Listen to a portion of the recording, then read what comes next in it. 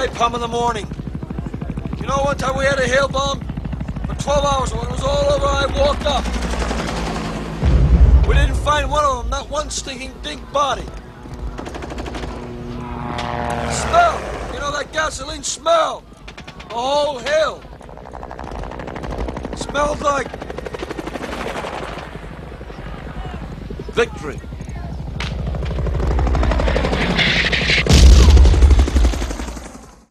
Do you remember what inspired you to write Apocalypse Now? Well, I was going to, to USC, and I was the guy who wrote everything in my class, and I was always looked upon to write stuff, and so I knew I was going to be a writer of some sort.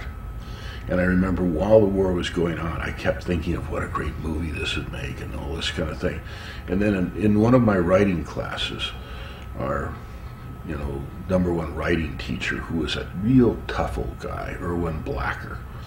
And Mr. Blacker would, he would teach you the form, where the exterior went before the day and all. And if you put those backwards, you flunked right there. If there was any mistake in the form, if you didn't, say what characters were there on each thing and put this, there was a very strict form, kind of a television form there. And if you made one mistake in the form, he wouldn't read it. He'd just throw the thing in the wastebasket. And he was right, because he was putting this discipline. He's saying, I'm going to treat you like professionals. That the least you're going to get when you come out of this class is you're going to be able to write something that looks like a screenplay. Right. At least it'll be in the proper form. It may have nothing to say, or it may be, unintelligible, but it's going to look like a screenplay. So you get at least them to open it up and read it. Yeah, and one of the things, and what he would do is, he had a wonderful thing that he would tell stories, because he was one of the few teachers then who had actually worked in Hollywood. And so he would tell a lot of wonderful Hollywood stories, about, lunch with Loretta Young or something like this, exotic kind of things from his day. And one of the stories that he told, and he would constantly sit there and he would say that many people had tried to make Heart of Darkness, that Orson Welles had tried and failed, and nobody could lick Heart of Darkness. Well, that was like waving a red flag in front of a young bull. That was the worst thing that he could say. I immediately set out to make Heart of Darkness. Well, you had read by then Conrad, correct? I'd read it when I was 17, and I read it once.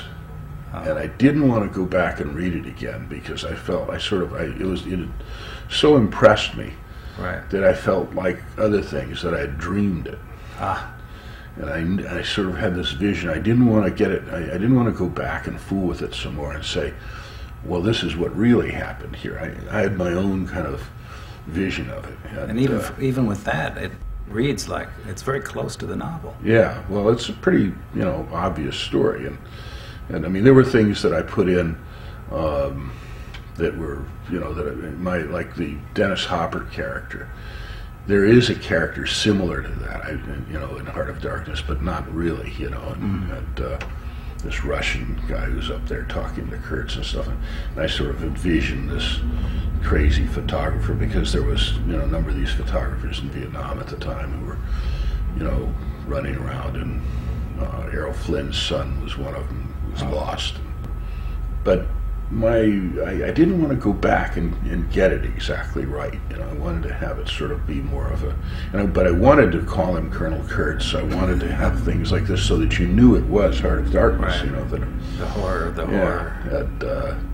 But the napalm line, of course, has become the stuff of folklore. I mean, it's part of our language. I mean, somebody just said it today to me. I mean, I love the smell of napalm in the morning.